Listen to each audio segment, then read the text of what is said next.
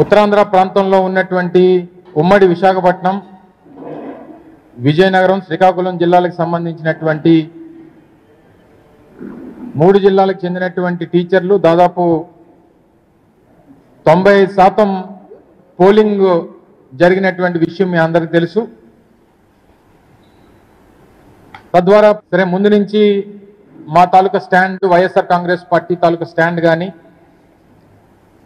లేదా మీ తాలూకా పాత్ర ఏంటి ఎన్నికల్లో అనేటువంటి విషయాలు చాలా సందర్భాల్లో పత్రికా మిత్రులు చాలామంది అడిగారు. ఈ ఎన్నికలకు కానీ లేదా రాష్ట్రంలో జరుగుతున్నటువంటి ఇతర గ్రాడ్యుయేట్ ఎన్నికలకు సంబంధించి కానీ ఆ ఎన్నికలకి వైఎస్ఆర్ కాంగ్రెస్ పార్టీ దూరంగా ఉంటుంది అనేటువంటి విషయాన్ని చాలా క్లియర్గా చెప్పాం. అయితే నిన్న ఫలితాలు వచ్చిన తర్వాత తెలుగుదేశం పార్టీకి అలాగే కూటమికి సంబంధించినటువంటి నాయకులు అలాగే ప్రభుత్వంలో ఉన్నటువంటి మంత్రులు చేస్తున్నటువంటి ప్రకటనలు చూసిన తర్వాత చాలా హాస్యాస్పదంగా అనిపించింది. వచ్చినటువంటి ఫలితాన్ని గౌరవించాల్సినటువంటి సందర్భాలు వదిలేసి ఎవరు గెలిస్తే గెలిచినటువంటి వారు మా అభ్యర్థి అని చెప్పుకోవడం అనేటువంటిది ఎంతకంటే సిగ్గుచేయడం అనేటువంటిది ఇంకోటి ఉండదు. అందులోని ఈరోజు ప్రభుత్వంలో ఉన్నటువంటి సీనియర్ మంత్రిగా ఉన్నటువంటి అచ్చెన్నాయుడు, ఉత్తరాంధ్ర ప్రాంతానికి చెందినటువంటి వ్యక్తి, ఈ ప్రాంతానికి చెందినటువంటి నాయకుడిగా, ఈ ప్రాంతం నుంచి ప్రాతినిధ్యం వహిస్తున్నటువంటి వ్యక్తిగా ఇక్కడ జరిగినటువంటి ఎన్నికల ప్రక్రియలో పూర్తి స్థాయిలో నిన్న ఓటమి పాలైనటువంటి అభ్యర్థికి మద్దతు పలికినటువంటి కూటమి పార్టీ నాయకులు తీరా ఫలితం వచ్చిన తర్వాత నిన్న శ్రీనివాసులు నాయుడు గారు టీచర్స్ ఎమ్మెల్సీగా ఎన్నికైన తర్వాత శ్రీనివాసులు నాయుడు గారి తాలూకు విజయంలో కూటమి పాత్రే ఉంది, కూటమి మలపరిచినటువంటి అభ్యర్థి శ్రీనివాసులు నాయుడు గారు అని చెప్పుకోవడం అనేటువంటిది మరి ఎంతకంటే సిగ్గుచేటు ఇంకోటి ఉంటుందా అని చెప్పని అడుగుతా ఉన్నా. మీరు అధికారంలోకి వచ్చినటువంటి కేవలం ఈ 9 మాసాల్లో నేటికి కరెక్ట్గా మార్చి 4వ తారీఖు 9 మాసాలు పూర్తయింది. 9 మాసాల్లో ప్రభుత్వంలో పనిచేస్తున్నటువంటి అత్యధికమైనటువంటి వ్యక్తులు ఉపాధ్యాయులే. ఎందుకంటే దాదాపు రమరమే 6 లక్షల మంది ప్రభుత్వ ఉద్యోగస్తులుంటే అందులో 1,80,000, 1,90,000 మంది ఉపాధ్యాయులే ఉంటారు. అంటే 100కి 30% మంది ఉపాధ్యాయులే ప్రభుత్వంలో పనిచేస్తుంటారు. అటువంటి ఉపాధ్యాయులు ఇచ్చినటువంటి తీర్పు గడిచినటువంటి 9 మాసాలుగా ఈ ప్రభుత్వం తాలూకు పనితీరుకి చెంపపెట్టు అనేటువంటి విషయాన్ని ఈ సందర్భంగా చెప్పక తప్పదు. మరి పోనీ ఉపాధ్యాయులు పనిచేస్తున్నటువంటి డిపార్ట్మెంట్, విద్యాశాఖకు సంబంధించినటువంటి డిపార్ట్మెంట్ హెడ్ చేస్తున్నటువంటి మంత్రి ఎవరు? ఈ రాష్ట్ర ముఖ్యమంత్రి గారు కొడుకు. అంటే వీరి తాలూకా పనితీరు ఏ రకంగా ఉందో గడిచినటువంటి 9 మాసాల్లో సరే మా ప్రభుత్వాన్ని కాదన్నారు, మా పార్టీని కాదన్నారు, మమ్మల్ని ఓడించారు, వీరేదో మంచి చేస్తారని ప్రభుత్వ ఉద్యోగస్తులకు కానీ లేకపోతే ప్రజలకు కానీ మంచి చేస్తారని చెప్పి వారికి అవకాశం కల్పించారు. తీరా 9 మాసాల్లోనే వారి తాలూకా పనితనాన్ని, ఇచ్చినటువంటి హామీల్ని, ఎన్నికల ముందు చేసినటువంటి ప్రకటనల్ని అన్నీ కూడా కనీసం గతంలో మేము అధికారంలో ఉన్నప్పుడు వేసినటువంటి పిఆర్సీ దాన్ని కూడా రద్దు చేసి కొత్తగా పిఆర్సీ వేసినటువంటి పరిస్థితులు లేవు. సిపిఎస్కి కొత్త విధానం తీసుకొచ్చి గ్యారంటీడ్ పెన్షన్ స్కీమ్ తీసుకుని వచ్చి దాని మీద దేశవ్యాప్తంగా అనేక రాష్ట్రాల్లో గతంలో జగన్మోహన్ రెడ్డి గారి నాయకత్వంలో వేసినటువంటి గ్యారంటీడ్ పెన్షన్ స్కీమ్ ఏదైతే ఉందో ఇది మిగిలినటువంటి రాష్ట్రాలకు ఆదర్శంగా ఉందని చెప్పి చాలా రాష్ట్రాలు వచ్చి అధ్యయనం చేసినటువంటి పరిస్థితుల్లో దాని మీద హామీ ఇచ్చి దాని జోలికి పోకుండా ప్రతి నెల 1వ తారీఖే జీతాలు ఇస్తామని చెప్పి హామీ ఇచ్చినటువంటి ప్రభుత్వం అది కేవలం 1 నెల మాత్రమే ఇచ్చి ప్రతి నెల జీతాలు ఎప్పుడు పడతాయో తెలియనటువంటి పరిస్థితుల్లో అగమ్యగోచరంగా ఉన్నటువంటి ప్రభుత్వ ఉద్యోగస్తులు వారి తాలూకా కడుపు మంటకి నిన్న వచ్చినటువంటి ఎన్నికల ఫలితం ఒక నిదర్శనం. ఆ ప్రభుత్వం తాలూకా పనితీరుకి గడిచినటువంటి 9 మాసాలుగా కూటమి ప్రభుత్వం చేస్తున్నటువంటి అరాచకాలకి నిన్న ఎన్నికల ఫలితం ఒక నిదర్శనం అని చెప్పి సందర్భంగా తెలియజేస్తా ఉన్నా. సరే, కృష్ణా గుంటూరులో గెలిచాం, లేకపోతే తూర్పుగోదావరికి సంబంధించి పట్టభద్రుల ఎన్నికలు మీరు చేసినటువంటి అరాచకాలు 1, 2 కాదు. ఏ రకంగా ప్రభుత్వ వ్యవస్థల్ని వాడుకొని పూర్తి స్థాయిలో రిగ్గింగ్కి పాల్పడ్డారు ఈ ప్రభుత్వం అనేటువంటిది కళ్ళకు కనిపించింది. సహజంగా ఎన్నికలకు సంబంధించినటువంటి ప్రక్రియలో ఏదైతే బయట ఉండేటువంటి ఆ ఎన్నికల సమయంలో ఈ ఓటర్ స్లిప్లు రాసేటువంటి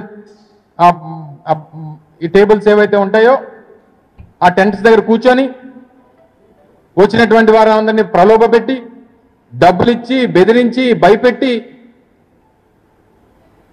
చివరికి ఓటర్ లిస్టులకు సందర్భంలో కూడా ఏ రకంగా అవకతవకలకు పాల్పడ్డారో కూడా మనం చూసాం. సరైనటువంటి ప్రక్రియలో ఎన్నికలు జరగవు అనేటువంటిది బలంగా నమ్మాం. పూర్తి స్థాయి వ్యవస్థలన్నింటినీ కూడా వాడుకొని ఏ రకంగా రాజ్యాంగ బద్ధంగా జరగాల్సినటువంటి ఎన్నికల్ని వారి సొంత ఎజెండాతో వారికి కావాల్సినటువంటి విధంగా జరుపుకునేటువంటి ప్రయత్నం చేశారు మిగిలినటువంటి 2 ఎన్నికలు కూడా. కానీ ఉత్తరాంధ్రకు సంబంధించినటువంటిది లిమిటెడ్ నెంబర్ ఆఫ్ ఓటర్స్, కేవలం 20,000 మంది ఓటర్లు, విఘ్నులైనటువంటి చదువుకున్నటువంటి వారు,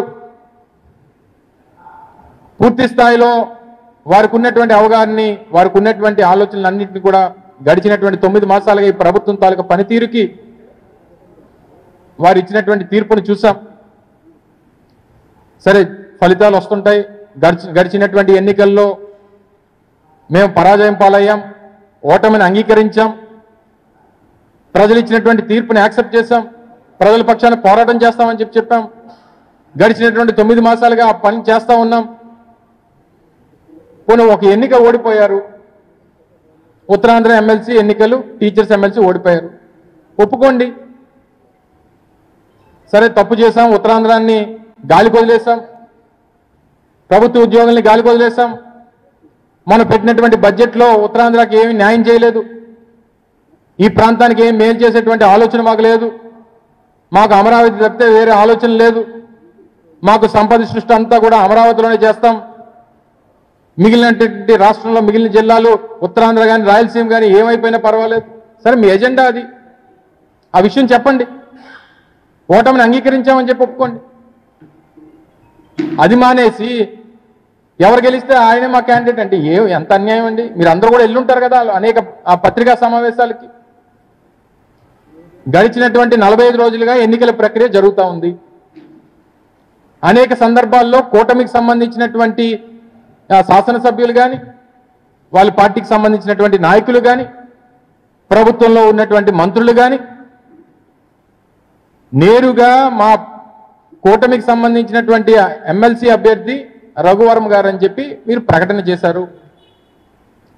దానికి మీరందరూ సాక్ష్యం. ఎవరన్నా ఒక్కరోజన్నా కూటమికి సంబంధించినటువంటి మంత్రులు కానీ, శాసనసభ్యులు కానీ, వాళ్ళ పార్టీకి సంబంధించినటువంటి నాయకులు కానీ ఏ ఒక్క సందర్భంలో అన్నా శ్రీనివాసులు నాయుడు గారు కూడా మా క్యాండిడేట్ అని చెప్పి ఎక్కడ చెప్పింది ఒక్కటి చూపించండి. రఘువర్మ గారే క్యాండిడేట్ అని చెప్పి మీరు చెప్పినటువంటి సందర్భాలు అనేక చూపిస్తాం మేము. ఇది తెలుగుదేశం పార్టీ రాష్ట్ర అధ్యక్షులు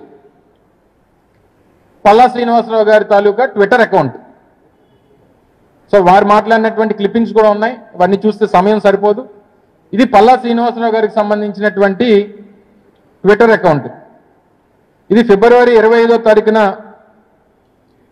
గాజువాక శాసనసభ్యులు తెలుగుదేశం పార్టీ అధ్యక్షులు పల్లా శ్రీనివాస గారి ఆధ్వర్యంలో గాజువాకలో 67వ వార్డులో ఉన్న జిల్లా పరిషత్ ఉన్నత పాఠశాల ఉపాధ్యాయుల్ని ఉత్తరాంధ్ర టీచర్స్ ఎమ్మెల్సీ ఉమ్మడి అభ్యర్థి శ్రీ పాకలపాటి రఘువర్మ గారిని అత్యధిక మెజారిటీతో గెలిపించాలని మిగిలినటువంటి వారి నాయకులతో కలిసి కోరడం జరిగిందని చెప్పి రాష్ట్ర అధ్యక్షుడు పల్లా శ్రీనివాసరావు గారి వాళ్ళకి ట్విట్టర్ అకౌంట్లో పెట్టినటువంటి పోస్ట్ ఇది. ఇందులో ఎక్కడన్నా శ్రీనివాసులు నాయుడు గారి పేరు ఉందా? ఇది రాష్ట్ర అధ్యక్షులు, ఇది హోంమంత్రి గారి తాలూకా ట్విట్టర్ అకౌంట్. వారు కూడా రఘువర్మ గారికి ప్రచారం చేస్తూ పోస్ట్ చేసినటువంటి ట్విట్టర్ అకౌంట్ ఇది ఫిబ్రవరి 22వ తారీఖున వారి నియోజకవర్గం పాయకరావుపేటలో చేసినటువంటి ప్రచారం. ఇందులో ఎక్కడ శ్రీనివాసులు నాయుడు గారి పేరు నాకైతే కనబడలేదు. ఇది సీనియర్ నాయకులు మాజీ మంత్రివర్యులు గంటా శ్రీనివాసరావు గారి తాలూకా ట్విట్టర్ అకౌంట్. వారు కూడా వారి తరపున ఇది ఏకంగా ఎక్కడ అది ఎన్నికల రోజు పోలింగ్ బూత్ల దగ్గర కూర్చొని ఓటర్ స్లిప్పులు రాస్తున్నటువంటి ఫోటో ఇది. రఘువర్మ గారిని బలపరుస్తూ ఆ వారి తాలూకా టెంట్స్ దగ్గర కూర్చొని సీనియర్ నాయకులు గంటా శ్రీనివాసరావు గారు రాస్తున్నటువంటి ఓటర్ స్లిప్పులు పరిశీలిస్తున్నటువంటి గంటా శ్రీనివాసరావు గారు. ఇది అనకాపల్లి జిల్లా పార్టీ అధ్యక్షుడు తాతయ్య బాబు గారు రఘువర్మ గారిని గెలిపించమని చెప్పి ఇచ్చినటువంటి పత్రికా సమావేశం. ఇది రాష్ట్ర అధ్యక్షులు పల్లా శ్రీనివాస గారు, స్థానిక ఎంపీ, స్థానిక ఎమ్మెల్యే రామకృష్ణబాబు గారు, ఎమ్మెల్సీ చిరంజీవిరావు గారు, మిగిలినటువంటి కొంతమంది నాయకులు అందరూ కూడా కలిసి రఘువర్మకు కూటమి మద్దతు అని చెప్పి తెలుగుదేశం పార్టీ కార్యాలయంలో బహుశా మీరందరూ కూడా వెళ్ళుంటారు. రఘువర్మ గారికి కూటమి మద్దతు అని చెప్పి ఇచ్చినటువంటి పత్రికా సమావేశం, దానికి సంబంధించినటువంటి క్లిప్పింగ్స్. ఉత్తరాంధ్ర ప్రాంతానికి సంబంధించి సీనియర్ నాయకులు తెలుగుదేశం పార్టీకి సంబంధించి పోలిట్ బ్యూరో సభ్యులు అశోక్ గజపతి రాజు గారు పెట్టినటువంటి ఒక సమావేశం. ఇది ఏకంగా కూటమి చెందినటువంటి నాయకులు తెలుగుదేశం పార్టీ వాళ్ళు వాళ్ళందరూ కలిసి ఇచ్చినటువంటి ఒక పత్రికా ప్రకటన, అడ్వర్టైజ్మెంట్. దీంట్లో బహుశా నాకు తెలిసి బీజేపీ ఇందులో ఇన్వాల్వ్ అయినట్లేదు. తెలుగుదేశం పార్టీ, జనసేన రెండు రాజకీయ పార్టీలు కలిపి ఇచ్చినటువంటి ఒక పత్రికా ప్రకటన ఇది. మరి ఇవన్నీ పక్కన పెడితే నిన్న అచ్చెన్నాయుడు గారు మాట్లాడుతూ అసలు మా అభ్యర్థి గెలిచేశాడు, శ్రీనివాసులు నాయుడు గారే మా క్యాండిడేటు అని చెప్పి ఆయన చెప్తే నిన్న కొంతమంది మన పత్రికా మిత్రులు శ్రీనివాసులు నాయుడు గారిని అడిగారు. నాయుడు గారు ఇలాగా అచ్చెన్నాయుడు గారు మీ గురించి వారి తాలూకా మీ గెలుపుకి వారే కారణం అని చెప్పి వారు చెప్తున్నారు, మీకేం తెలుసు అంటే నాకు తెలియదు అన్నాడు. పాపం మరి ఎవరి మాట నమ్మాలి? పోనీ అచ్చెన్నాయుడు గారు చెప్పింది పోనీ ఎత్తుగా ఉన్నారు, 6 అడుగులు 6.5 అడుగులు ఎత్తుగా ఉన్నారు, 150 కేజీలు బరువు ఉన్నారు, పోనీ ఆయన పెద్ద మనిషిలా ఉన్నాడు, ఆయన చెప్పింది విందామా అంటే వాళ్ళ అన్నయ్య గారు అబ్బాయి రామ్మోహన్ నాయుడు గారు, ఆయన కేంద్రంలో మంత్రి. మరి ఈయన చెప్పింది వినాలా, ఆయన చెప్పింది నమ్మాలా? ఒక్కసారి రామ్మోహన్ నాయుడు గారు మాట్లాడినటువంటి మాటలు మీరు ఒక్కసారి ప్రజలకు ఒకసారి చూపించాలి. ఉపాధ్యాయ అధ్యాపక ఆచార్యులందరికీ కూడా నా నమస్కారాలు. ఉత్తరాంధ్ర టీచర్స్ ఎమ్మెల్సీ ఎన్నిక ఈ నెల 27న జరుగుతుంది. ఈ ఎన్నికల్లో తెలుగుదేశం, జనసేన బలపరిచిన ఏపీటీఎఫ్ అభ్యర్థి శ్రీ పాకలపాటి రఘువర్మ గారు నిరాడంబరులు, నిజాయితీ పరులు మరియు ఉపాధ్యాయులు సంక్షేమమే ధ్యేయంగా నిరంతరం సేవలు అందిస్తున్నటువంటి వ్యక్తి. అటువంటి వ్యక్తి మళ్ళీ ఎమ్మెల్సీగా పోటీ చేస్తున్నారు. ఆనాటి అరాచక ప్రభుత్వానికి వ్యతిరేకంగా ఉద్యోగుల పక్షాన గలం వినిపించి, అలానే ఆనాటి నిరంకుశ పాలనకు కూడా ప్రజాస్వామ్య పద్ధతిలో అడ్డుకట్టు వేయాలని ఆలోచించి 2023 మార్చిలో జరిగిన ఉత్తరాంధ్ర ఎమ్మెల్సీ ఎన్నికల్లో అప్పుడు మా అభ్యర్థి డాక్టర్ వేపాడ చిరంజీవి గారికి ఏపీటీఎఫ్ సంఘం వ్యక్తిగతంగా రఘువర్మ గారు సంపూర్ణ మద్దతు ఇచ్చి మా విజయంలో ఆనాడు భాగస్వాములయ్యారు. ఉత్తమ వ్యక్తిని చట్టసభకు పంపిస్తే మన ఓటుకి కూడా సార్థకత ఉంటుంది. ప్రభుత్వం బలపరిచిన రఘువర్మ గారికి ఓటేసి గెలిపిస్తే ఆయన నేరుగా ప్రభుత్వ పెద్దలను కలిసి సమస్యలు పరిష్కరించడానికి ఆయన కూడా కృషి చేయగలరు. ప్రజాస్వామ్య ప్రభుత్వం మనది. చాలు మరి ఎక్కువ అంటే ఇందులో ఎక్కడన్నా మీరు నాకెక్కడ కూడా శ్రీనివాసులు నాయుడు గారి పేరు అయితే వినబడలేదు. నిరాడంబరులు, నిజాయితీపరులు, ప్రభుత్వం మద్దతు పలికినటువంటి ఏపీటీఎఫ్ అభ్యర్థి అయినటువంటి రఘువర్మ గారికి మీ అందరి తాలూకా సహకారం అందించమని చెప్పి కేంద్ర మంత్రివర్యులు రామ్మోహన్ నాయుడు గారు మాట్లాడినటువంటి మాటలు. తండ్రి మాట వినాలా, కొడుకు మాట వినాలా? బాబాయ్ మాట వినాలా, అబ్బాయి మాట వినాలా?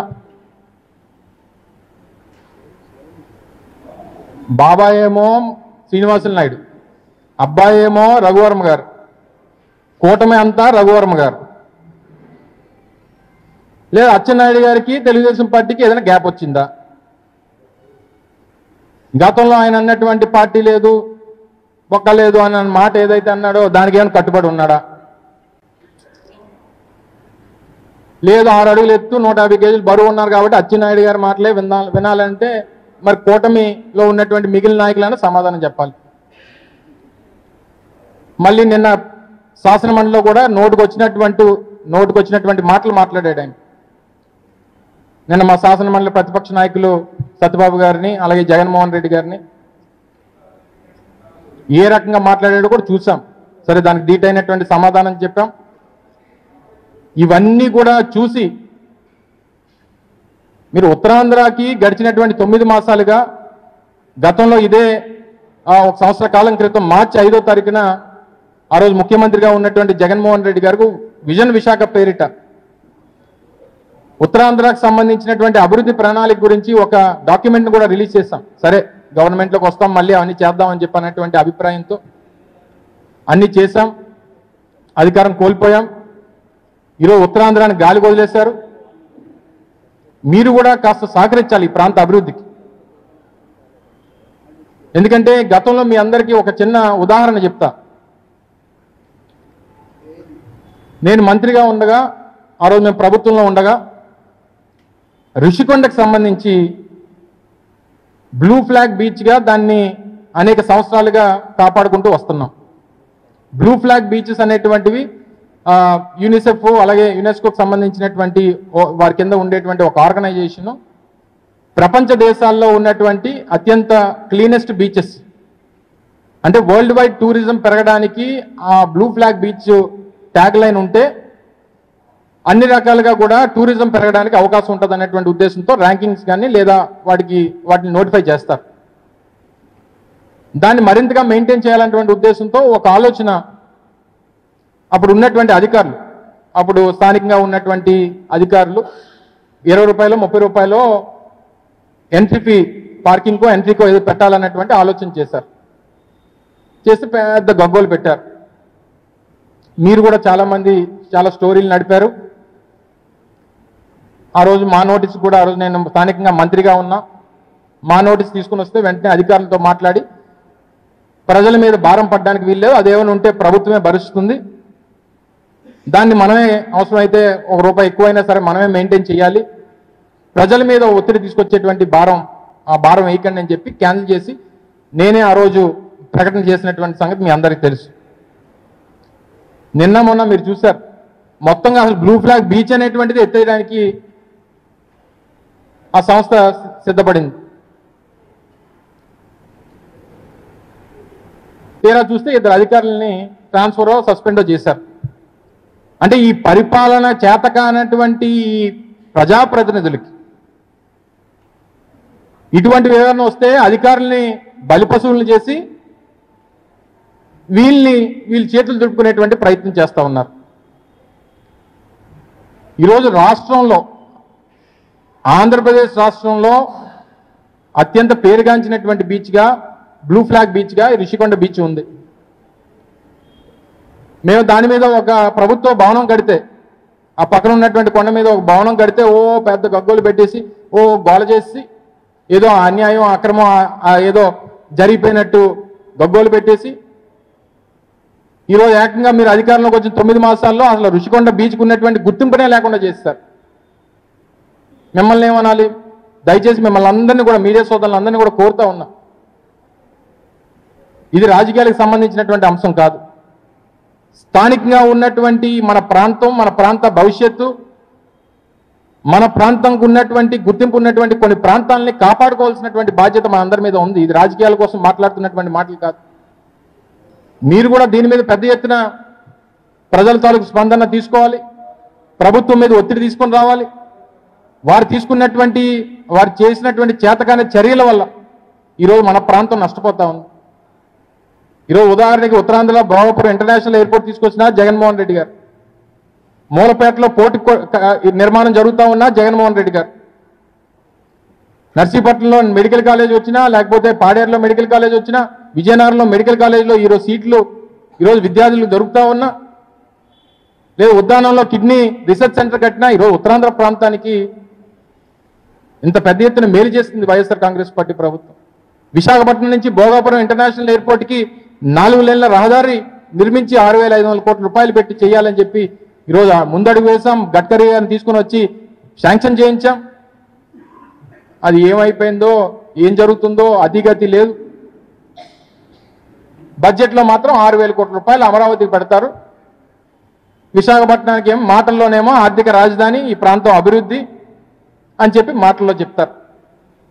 అందుకని మీరు చూపిస్తున్నటువంటి వివక్ష పట్ల, ఉత్తరాంధ్ర ప్రాంతం పట్ల ఈ ప్రభుత్వం చూపిస్తున్నటువంటి వివక్ష పట్ల వచ్చినటువంటి తీర్పే నిన్న జరిగినటువంటి ఎన్నికల ఫలితాలు అనేటువంటి విషయాన్ని మరొకసారి ఈ సందర్భంగా తెలియజేసుకుంటూ, ఇకనన్నా అచ్చెన్నాయుడు గారు ఎవరికో పుట్టిన బిడ్డకు కూడా మీ పేరు పెట్టుకోవాలనేటువంటి ప్రయత్నం మానుకోండి. అనేక సందర్భాల్లో చెప్పాం, మీకు సంబంధం లేనటువంటి క్యాండిడేటు, మీరు మద్దతు పలకనటువంటి క్యాండిడేటు, ఆయన ఇండిపెండెంట్గా వారి తాలూకు ఆర్గనైజేషన్ తరఫున పోటీ చేసుకున్నాడు. మీ మీద వ్యతిరేకతతో వారికి ఓట్లు వేశారు. అయినా సరే మా క్యాండిడేట్ అని మీరు ఊరేతానంటే వాళ్ళు ఒప్పుకోవాలి కదా. ఎక్కడ చెప్పినటువంటి సందర్భం లేదు, ఏమీ లేదు. ఏదన్నా నిన్న ఇచ్చినటువంటి ఫలితం ఈ ప్రభుత్వం మీద, ఈ రాష్ట్రంలో ఉన్నటువంటి ప్రభుత్వ ఉద్యోగులకి ఉన్నటువంటి వ్యతిరేకతకి నిదర్శనం అనేటువంటి విషయాన్ని, దాంతోపాటు ఆ విభాగానికి మంత్రిగా ఉన్నటువంటి ముఖ్యమంత్రి గారి కొడుకు తాలూకు చేతకానితనం, ఇవన్నిటికీ ఒక నిదర్శనం అనేటువంటి విషయాన్ని ఈ సందర్భంగా మీకు మరొకసారి తెలియజేసుకుంటూ, ఏదేమైనప్పటికీ వైఎస్ఆర్ కాంగ్రెస్ పార్టీ ప్రజల పక్షాన ఇప్పటికన్నా ఈ రెడ్ బుక్ రాజ్యాంగాన్ని, ఐపీఎస్ అధికారులని, ఇందాక మా సోదరులు కూడా మాట్లాడారు, సోదరిమణులు ఇద్దరు కూడా మాట్లాడారు, ప్రభుత్వంలో పనిచేసినటువంటి ఐపీఎస్ అధికారులని, ఐఏఎస్ అధికారులని సస్పెండ్ చేసి మీరేదో రెడ్ బుక్ రాజ్యాంగాన్ని మీరు కొనసాగిస్తామంటే ఆ రకంగానే భవిష్యత్తు కూడా ఉంటుంది. ఏదేమైనప్పటికీ ప్రజల తాలూకా తీర్పు ప్రజాస్వామ్యంలో అంతిమం. దాని ప్రకారం అందరి తాలూకా నడవడిక ఉండాలనేటువంటిది మరొకసారి ఈ సందర్భంగా తెలియజేసుకుంటూ సెలవు తీసుకున్నాం. Thank you.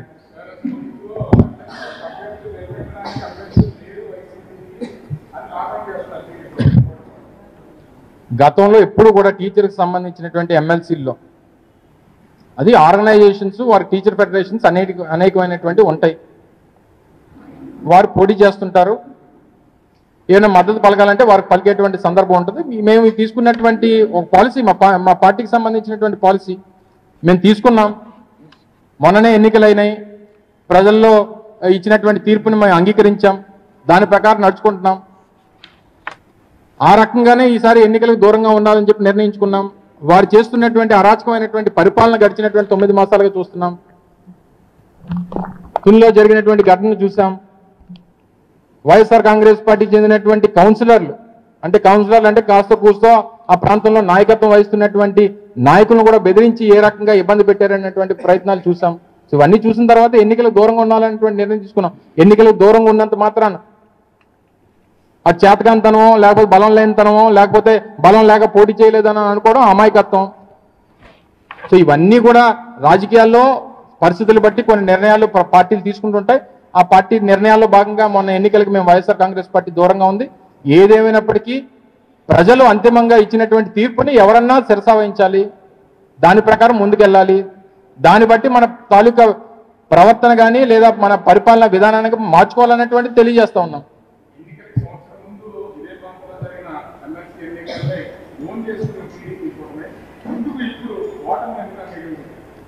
వాళ్ళకి అలవాటు, మరి ఏం చేస్తాం, మరి అబద్ధాలు ఆడడం అలవాటు. మరి అచ్చెన్నాయుడు గారికి మరి ఆయనకి ఏం మనసుకు వచ్చిందో, ఆయనకి ఉన్నటువంటి ఆలోచన శక్తి ఏంటో, లేకపోతే ఆయన ఏం మేధావితనం ఉపయోగించాడో మరి నాకైతే అర్థం కావట్లేదు. కానీ మరి ఆయన ఒకడే మాట్లాడా, అందరూ అదే మాట్లాడుతున్నారా? నేను పల్లా శ్రీనివాసరావు గారు కూడా ఒక పత్రికా స్టేట్మెంట్ ఇచ్చినట్టుగా చూసాం.